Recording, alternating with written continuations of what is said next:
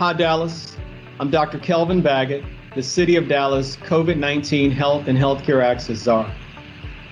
As the parent of 2 school-aged children, I have to say that one of the most important things to me is that our children are able to return to school and to remain in school safely. As a physician, I know oh too well how COVID-19 has impacted lives, resulting in infection and sickness for some, and resulting in death for others. What I also know is that we've seen the measures that can be taken to reduce the spread of COVID-19. And I implore you to do those things consistently. Get tested, wear a mask, wash your hands, and avoid large crowds. Thank you.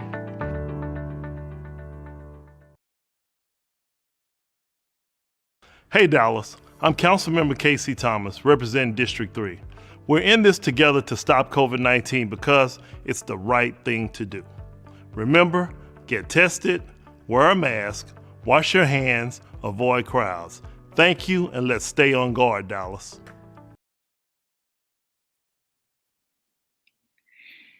Good afternoon. My name is Emily Hargrove, and I am with Social Venture Partners Dallas, and really excited to welcome you to this afternoon breakout, Economic Mobility in the City of Dallas, and thrilled to introduce Dr. Eric Anthony Johnson.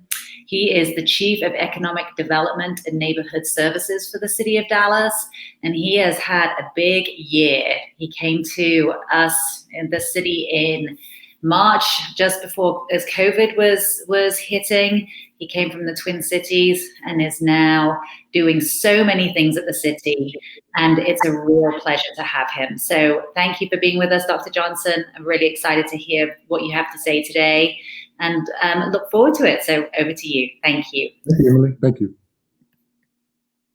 Okay, so first of all, I want to say thank you for the opportunity to have this discussion today.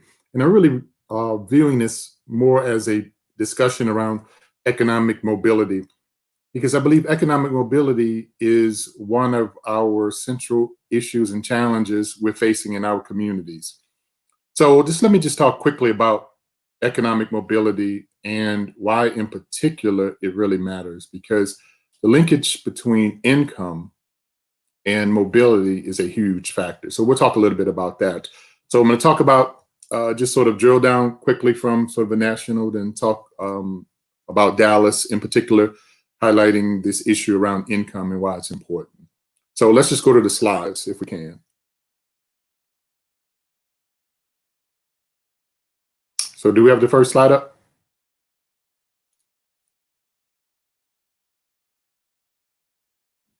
Okay, let's go to the first slide. So as you see on the screen, economic mobility is really the opportunity to pursue social and economic progress, really by having the freedom to basically move progressively towards social and economic growth. And the question that really remains that's in front of us today is this fantasy or reality? And let me say why. Because economic mobility is so tied to income for a number of factors. One, income is going to determine basically where you live. In most cases, it's going to basically really determine where you're going to school. Third, it's going to also have a linkage between services, access, greater social capital, and networks needed to really prosper in our economy. So the correlation between income and mobility is really important because there are impediments, things such as land use, housing patterns, both economic and social segregation. Those are all issues really weighing heavily on mobility. Let's go to the next slide. So really, you see on the screen, at the root of the uncertainty lies this question. So it's supposed to go like this. Each succeeding generation should do theoretically better than the previous generation in terms of moving up the economic ladder and having greater economic mobility. So, but when the reality meets the road, is it fantasy or is it really reality for a lot of people? Next slide.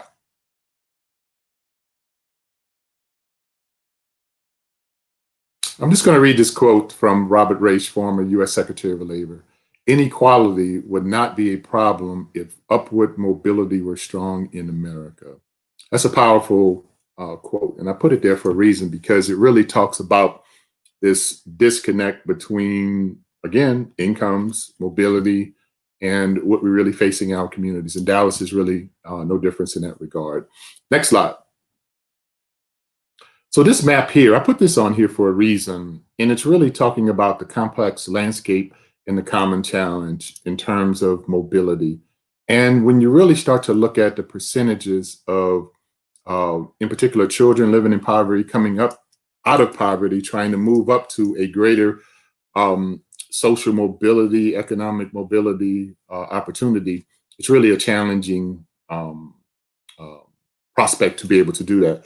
So what this map is really showing is really by percentages, the opportunity present to move up the ladder. So you see Dallas listed on the screen, for example. And again, as I started out, this is just not something unique to Dallas. It's a phenomenon around a country, which is really, again, tied to income. Next slide. So this slide really gets into the income mobility versus education. I think logically, we all know the greater the income, the greater the education, the greater the income, in theory, is what we really should be looking at. But again, starting at the bottom, moving from bottom, second to top level measures as it relates to income, this slide really talks about the challenges for those really starting really at the bottom to ultimately make it to the top. And again, if you are in a place, you're defined by a geographic area where you are really limited in terms of education access, access to technology, broadband, access to quality housing. All those issues play a heavy factor in terms of solid economic mobility, in terms of being able to move up and down the ladder. Next slide. This slide really talks about stuck in place, and it really talks about the annual growth rate, the real income across the family income distribution nationally. One thing you guys are going to continue to hear me talk about is the disconnect between income, mobility, inequality, as being really one of the, well, probably not one of, but the major factor that's limiting economic mobility and equality. So when you look at the patterns going from 47 to 79, from 79 to 2010, if you look at the top fifth and the lowest fifth, you see there's not much movement in terms of annual growth in income. You know, there's some recent reports showing that area median incomes are increasing, but as incomes increase, costs also increase. So it basically neutralizes income growth. Next slide.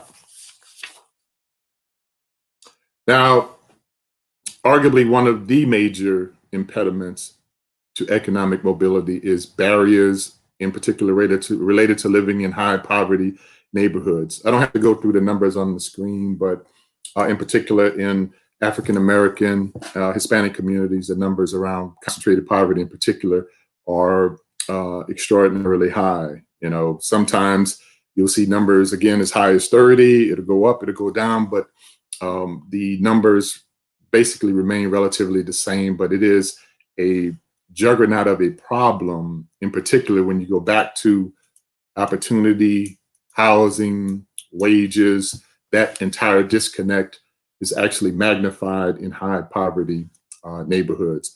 It's been a challenge. It's going to be an ongoing challenge to communities across the country because as costs continue to rise, housing continues to rise, everything starts to rise. I don't see much movement happening in this category. Next slide. So let's talk about Dallas. Let's drill down to Dallas. Dallas is really a interesting place. So when you see on the screen, you see the population size, and Dallas is growing. These numbers are from 2016. I suspect the next census comes out, you'll see increased population, and that population is growing more with individuals at a lower income level. It's not like we have this massive influx of people making $200,000 a year moving in. So the patterns around limited income growth will be there. Here's what's interesting though. The Dallas ranked 270 out of 274 cities in overall inclusion, 270 on economic inclusion, and 246 on racial inclusion. But here's what's really interesting about that. From 2013 to 2016, Dallas economic health rank increased from 173 to 127. What that is basically saying, according to the Urban Institute, is that this is a diverse economy, but something is happening where economic health is growing, but inequality is actually growing even faster. So there's a disconnect there because this is a vast economy, not built on just, let's say, a one-horse economy such as tourism. It is a well-diverse, well-built economy. And one should argue that as economic health is increasing, inequality should be reducing. But there's something else going on there that I think over time we're going to have to figure out, because that correlation between economic mobility, inequality, all of these issues are really, really connected. Next slide. Now, this is actually fascinating when you start to dig into the numbers. And this is really growth and low mobility. And it's really the paradox of the South.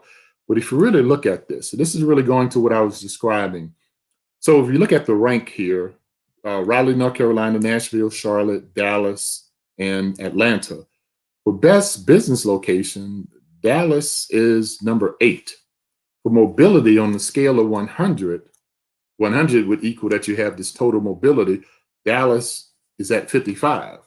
That's telling us that we have a great environment, a good economy emerging and growing, but yet we have limited mobility. We look at the poverty rates and we look at the increase in poverty since 2000.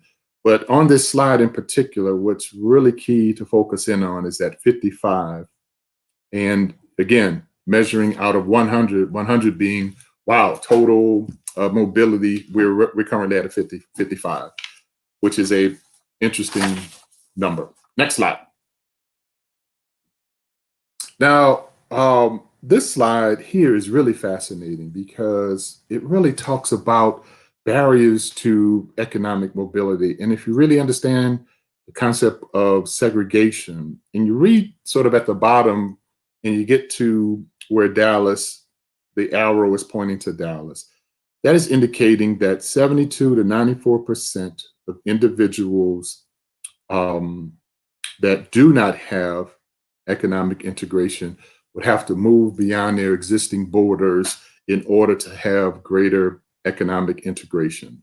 That's a serious number. And again, you want that number to be trending downward as much as possible. And that's also telling us that there are some barriers to overall economic integration, which keys in on mobility as well. Next slide. There's a lot of slides in here, but I can keep going on and on. But I started taking a look at some of the specific indicators. And if you guys really want a source, you can go to Urban Institute, Brookings Institute. We'll also have good information out there, census. But these slides are really showing, again, the 3 categories: economic inclusion, racial inclusion, economic health. And you see the trend lines described on the screen. And the lighter number is actually comparable cities to Dallas. And Dallas is actually in the darker line. And the way the trend should be pointing constantly is a downward trend. So you start to look at income segregation, rent burden, working poor families, high school dropouts. And what we want to see there is a trend continuing to point downward. But the piece about economic inclusion, I'm going to come back to that as we go through some of these indicators. Go to the next slide. So on the racial inclusion side, again, the numbers are pretty staggering. People of color as a share of the population is about 70, 71, 72%. Racial segregation, if you look at the numbers, this is hovering around 55, 53% in terms of racial segregation. Home ownership gap in terms of percentage, we're talking about 18, 19% percentage difference in terms of home ownership rates. We see the poverty numbers and we see the education gaps. So again, these factors and many more play heavily into economic mobility. Actually, I spend a lot of time thinking about these issues because how do we connect policies that match the reality to what we're really dealing with? Go to the next slide. Okay, so on the next slide, we're really talking about employment growth, percentage change.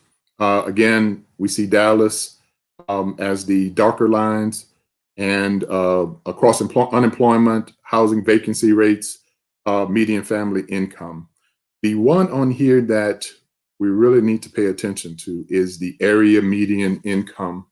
And we'll talk a little bit more about this, but the area median income in Dallas proper, the city of Dallas, not the county, not the region, is roughly $55,000 a year, which is not a lot of money. So we're going to talk a little bit more about that. What we want to see there is this number rising. So if the chart line is saying more healthy, we want the income number to increase going upwards. Next slide. This is, let me see, this is the slide that's probably the most troubling to me when we think about economic mobility in Dallas. I'm talking about the city of Dallas, not Dallas-Fort Worth. The dividing line, which is really Interstate 30 below Interstate 30. And when you really start to look at the numbers and graphically, you see where the concentration lies. It is a Herculean task for the city of Dallas to deal with the economic mobility disconnect in Southern Dallas. Everything from limited broadband, challenges in public education, limited access infrastructure, physical infrastructure as in sewers, roads, things of that nature, limited services. You can count the gambit. So logically, one would say if you're really living below this line and you're a family trying to emerge and enter the mainstream in terms of social and economic progress, you have your task ahead of you. And I'll tell you why. Because income is so important. Your ability to move between borders and afford the cost of living is heavily dependent on your income. So every time I see this map, there's different versions of it. This tends to stick out tremendously. But I think it's also an opportunity for Dallas. For Dallas to become a city that can communicate to the rest of the world that it's working on this sector of town to begin to bring it up to a point where there's true mobility, true economic opportunity. So it's really a disturbing map. Next slide. So let me talk about the operating context of mobility. And again, it's all about income. So you see on the screen, the Dallas County median is 61,000. The city of Dallas proper is about 55,000. So we got about roughly 10 and a half, almost 11% difference in terms of income. And that's important, again, because of patterns of housing, education, access to services is really heavily dependent on income. Next slide. We're currently in the process of working on what's called a housing nexus study in Dallas. What that's doing for us is really helping us understand the correlation between incomes and rents. And this is really a staggering slide. So what you see in terms of monthly rental rates, and you're wondering, what does this have to do with mobility? I'll tell you why as we go through the numbers. So we look at all units, the collection of everything. We're looking at zero, which is basically studio units at about 1,000 a month, 1 bedrooms, 1,100, 2 bedrooms, 14, 3 bedrooms, roughly almost 1,700. Now, when we start to look at new units being built, you're talking about studios coming in at 1,400, 1 bedroom, 1,700, 2 bedrooms, 25, 3 bedrooms, 45. And that is the source CoStar, which is really the leading indicator that tracks rents and costs of housing. Next slide. So let's talk about why this is important to mobility. Let's talk about the income needed. Just on existing units, I'm not talking about what's being built, existing units. If you want a studio right now, you need to be making about $45,000 to afford $1,000 rent, $50,000 on a one bedroom at 1,100, 65,000 at two bedrooms at 14, almost 1,500, and 76,000 for a three bedroom at 76. New units being built, which is a huge disconnect between wages, because remember, you should spend no more than 30% of your income on housing. That is the standard.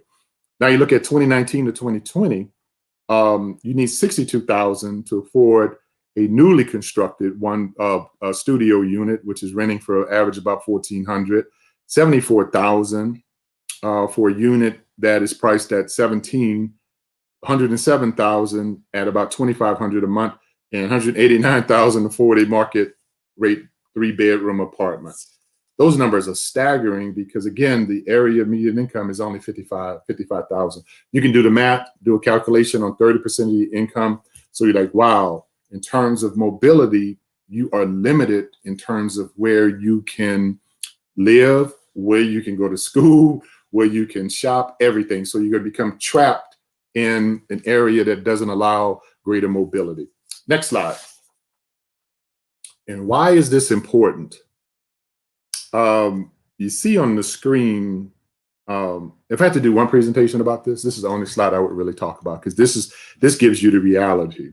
And if you look at occupational growth in wages in Dallas, we have a huge disconnect between wages, jobs emerging, and housing costs. You see the staggering numbers. You can go through 1 to 10, all the way down to 25, both in terms of job rank and job growth, but jump to the annual wage and correlate that back to what I showed on the slide as it relates to housing costs. So what does this have to do with mobility? It has everything to do with mobility, because it goes back to income again. So if your income is not at a level and the industries are not paying the type of dollars you need, then we have a huge disconnect. So don't look for much mobility to move between different sectors of the city, because theoretically, this is how it's supposed to go. You're supposed to grow up, get your education, get trained, have the freedom to move between areas of the city. That's in theory, but in reality, that's really not how it works. Next slide. So how do we begin to deal with this? One, I'm going to use the term match the situation to reality. The mismatch between housing costs and what people are making adds fuel to the lack of mobility. So we really have to match our strategies to the reality. Remove historical land uses. So you may be in a community that would have larger lot sizes. And what that's basically telling you is, if there's larger lot sizes, which means you're going to have larger homes, which means you're going to have more expensive homes. How do we look at land use around both residential, commercial, transit, to make it more fluid for people to live in different elements of the varying communities? 3, develop and build out transit networks. The interesting thing about this is, depending on what you're making, even though you have access to transit, you may have access to where the jobs are, but you may have to come back to an area that housing may be of a lesser standard because you don't have enough income. So even in transit networks, we still have to be able to build housing, have access at a cost aligned with what people are making. Explore alternative models to housing. And what that basically means is, all developers are not the same. How can cities partner with developers that are not leading with maximizing profits? And that's totally against real estate. But there's research out there that's showing that there are models. And I think as a community, we have to start to look at those. Incorporate place-based economic development. So if people are really sort of being limited based on their incomes, we're going to have to start to build in place to provide the ability for people to start to grow ground up. Align workforce training to support livable wages. You see the numbers in terms of what the top jobs are paying. How do we align our strategies around preparing people for jobs that are paying livable wages? And it doesn't mean college. It doesn't mean everyone has to go to college. There's VOTEC, there's community colleges where you can get trained to make jobs that are paying livable wages, because on average, I think you need to make at least almost $19 an hour would be really the starting point. address new economy infrastructure issues, broadband issues. That map I showed you that shows the dividing line. There are major challenges related to broadband access in certain areas of Dallas. And again, that impacts mobility because how am I going to be able to get access to the internet? How am I going to be able to do the things that we need to do in this new economy, which I believe COVID-19 has really exposed? And then last one, before I get to the last one, wrap up our public education efforts. That is what I was saying. We need to focus on that. And if I had to do one thing in Dallas, I would look to work to solve once and for all the Southern Dallas problem. Because I have to tell everyone, the more and more I read and look at it, it's really frustrating going back to that map and looking at the challenge of correcting issues from the past to bring those areas up to speed. Next slide. And this next slide is really from the Urban Land Institute, and it's really talking about some major building blocks for inclusive growth, which is heavily around economic mobility, adopting a shared vision, realizing that as a community, we are all in this economic fight together. I'll say it like this. If the battle was about social and economic prosperity for communities, and we all want to win this war, in this quest for greater social and economic prosperity, we're leaving too many people on the sidelines that can't contribute because the disconnect between inclusive growth and the challenges around mobility, economic mobility. Inspire and sustain bold leadership. I'm going to use the word disruption in the sense of I'm not talking about revolution. I'm talking about disruption and thinking differently and being willing to do things we haven't done before. Recruit and build partners across all sectors. Not everyone will always agree, but how can we connect the dots? Build voice and power, in the sense of, again, getting everyone to participate in this battle for social and economic growth. Because I'm only use the Dallas analogy again, 85% of the city's tax base is in the north, 15% is in the south. When we talk about economic mobility and you look at the population distribution, again, we're leaving too much on the table. Leverage our assets, reframe inclusion that's integral to growth, and adopt policies and programs to support inclusive growth. To me, that means looking at the barriers around land use, infrastructure, transportation, everything to bring to bear so we can start to create what I'm calling an opportunity city, where the ability to move between different boundaries are available to everyone so that economic mobility is there for everyone in the community. So with that in mind, I am going to wrap up and take some questions.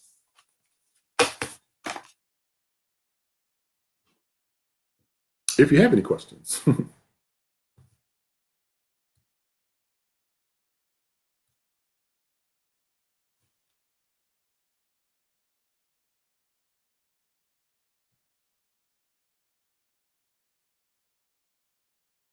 Okay. I don't know how do we get to questions?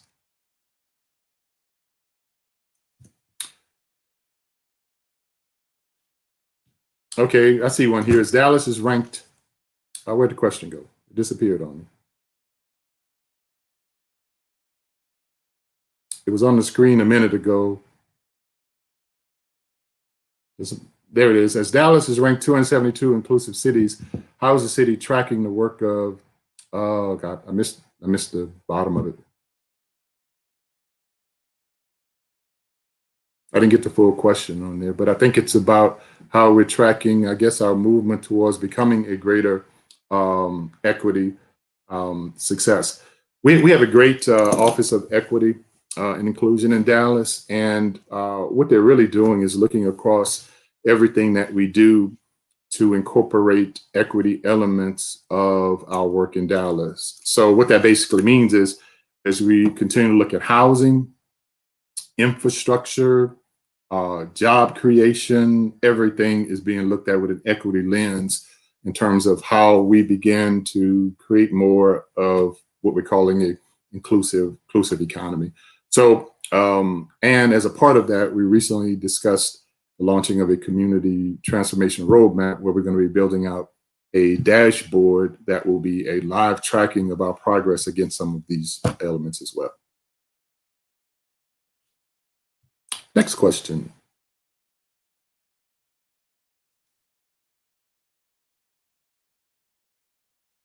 Yes, the question is, how are we going to get to the issue of $18 an hour wages? That's going to be a tough one, because there's this argument that if you raise wages, you're going to hurt businesses.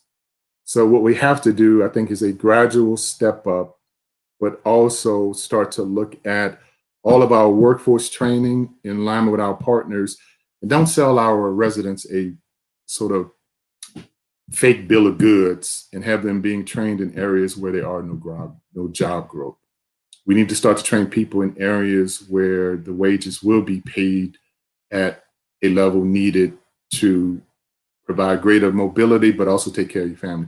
But I think simultaneously looking at things like, how do we deal with housing? What's staggering is, when you mention the word affordable housing, people tend to think it's something horrible.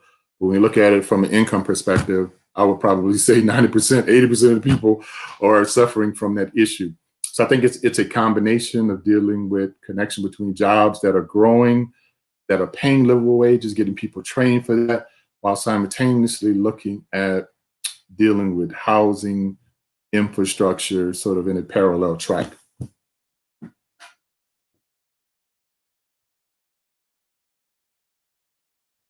Yeah, that's a good question. I mentioned earlier, we're currently doing a Nexus study.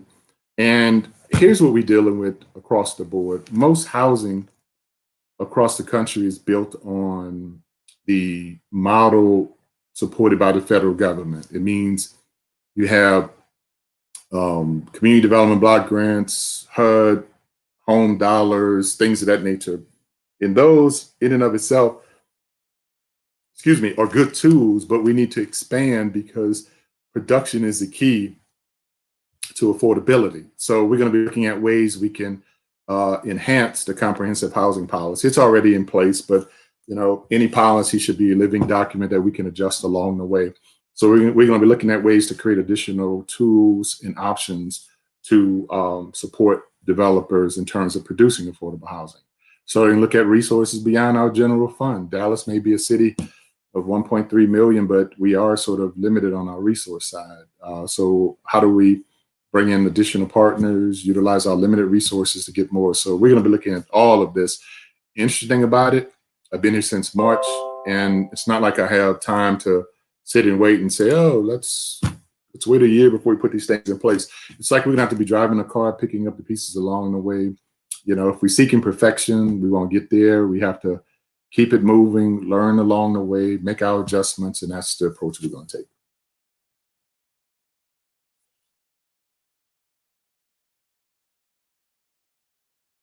Yes, good question. Here's the question we need to be asking ourselves. You'll hear this a lot where people say, we are moving forward as a community. We are this, we are that. But the question is always, who are we really talking about here? Are we talking about everyone, or are we just talking about people sort of that are really doing really well? I think the issue is, how do we reframe this conversation as about, I use this analogy about going to war. What we have to understand is, the less inclusive we are, the greater our fiscal challenges are going to be, because we're leaving too many people on the sidelines who can't contribute to our economy. So logic would say, for example, the more you spend on housing costs, the less you can contribute to the economy. So I think we need to really frame inclusive growth around the greater collection of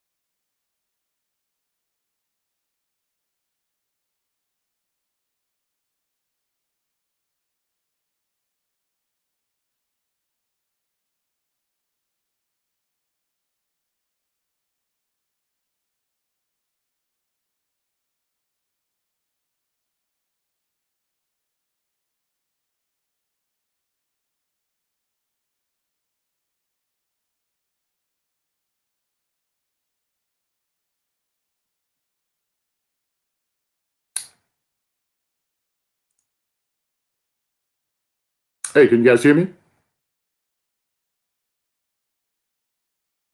Nope. Okay, I'm back. I think I got knocked off for a second. But to basically recap, I just think it's about reframing the way we talk about these issues, and inclusive growth is a critical element of that. See, next questions?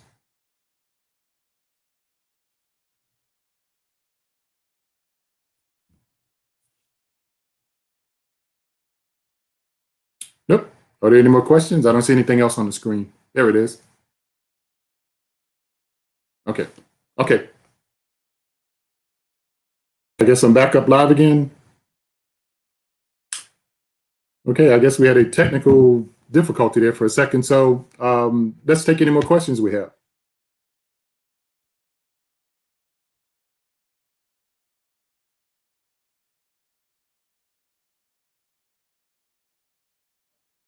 Yes, that's actually a good question. A couple of things we're really looking at through Office of Equity in particular. We're really looking at how do we deal with, some solutions around broadband. And I think the question is basically, what are some of the initiatives we put in place to start to deal with economic mobility? So looking at creative strategies around broadband, we are really looking at the combination of this Nexus study to help us better understand the creation of some new tools we can create to really ramp up housing production. We're going to be looking at greater transit-oriented type development in terms of how do we start to connect the dots there so there can be greater transportation networks. And the interesting thing about this is, this is a long game that we're going to have to really be getting into, because mobility is a big issue, and you do have historic land uses. So we'll be launching our new comprehensive land use plan update sometime after the first quarter of 21. In that process, we're going to be looking at zoning, land use, things that are sort of historical that we can begin to remove to create a context where mobility is part of the equation. So we're going to be looking at a combination of all of those elements going forward. Next question.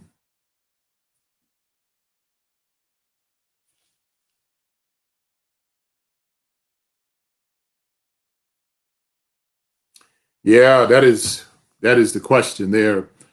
So the question is really, what are we going to do? What can we do to help families from being priced out? Because normally what happens is you invest in an area, the area becomes attractive, all of a sudden investment comes in, then cost starts to rise. What we're going to be looking at is how do we not only see the trends that are coming, but how do we better utilize our resources to help have the type of housing we want to have as a part of. And let me give you a great example, housing and commercial. So let's say tradition would be, here comes a mixed use development.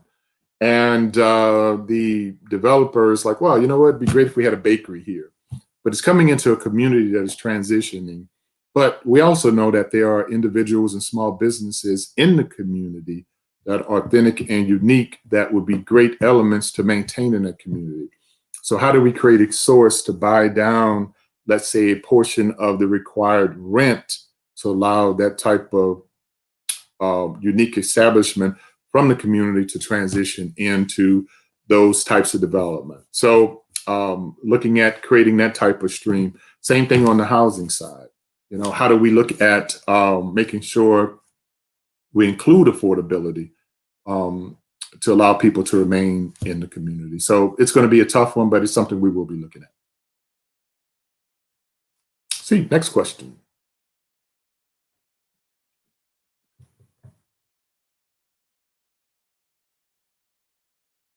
Yeah, here's my perspective on partnerships. And you guys are going to hear me say this more. The key to our work is just not the City of Dallas' responsibility. It's a responsibility of all of our partners. And the approach that, as Chief of Economic Development, Neighborhood Services, Sustainable Construction and Development, is to really reach out to local partners and figure out ways that we can align our efforts and simply connect the dots. I'm a big believer in partnerships. I don't know how we're going to get it done because we're faced with the impact from COVID-19, which means that we'll continue to have some fiscal challenges locally. But at the same time, it's like you have to say, ignore COVID-19, ignore fiscal challenges, ignore everything you're faced with, but get something done. So community partnerships are going to be huge. And the way I'm looking at this is I'm not necessarily asking for money. I'm just asking for a way to connect the dots. There are great partners in this community that's doing good work. And the question is, how can we really connect the dots and align towards a agreed upon direction? And that's really how I see it. Next question.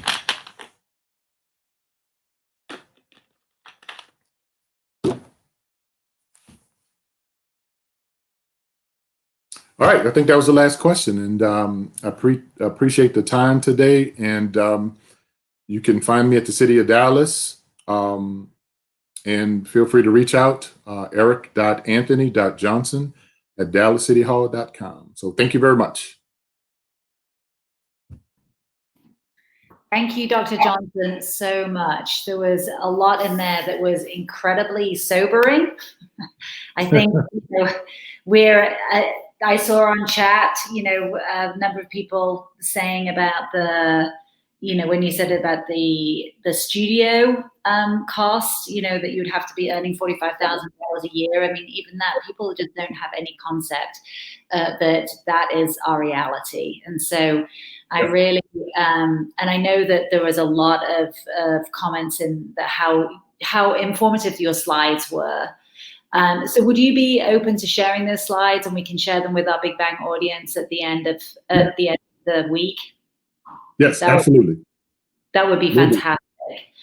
Yep. Thank you so much. Thank you for taking on the City of Dallas and for the work that you're doing. And I know it's a heavy lift, but I really believe that you're the man for the job. So let us know at Social Venture Partners how we can help you as well.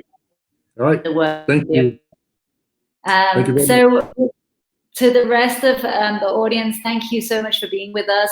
Genesis Gavino, thank you for helping bring our City of Dallas breakout sessions together. I know we've had 3 really strong sessions the last 3 days. So thank you, Genesis, for all of your hard work in helping produce those with us. And that is for programming today for bigBANG. We are closing for the day. Do not forget that the pitch is going on tonight with the United Way. That is going to be a really great event tonight. So please do join United Way for that this evening, and come back tomorrow morning for Equity in Action. Thursday is normally the bigBANG day. That's when we're normally at Paul Quinn.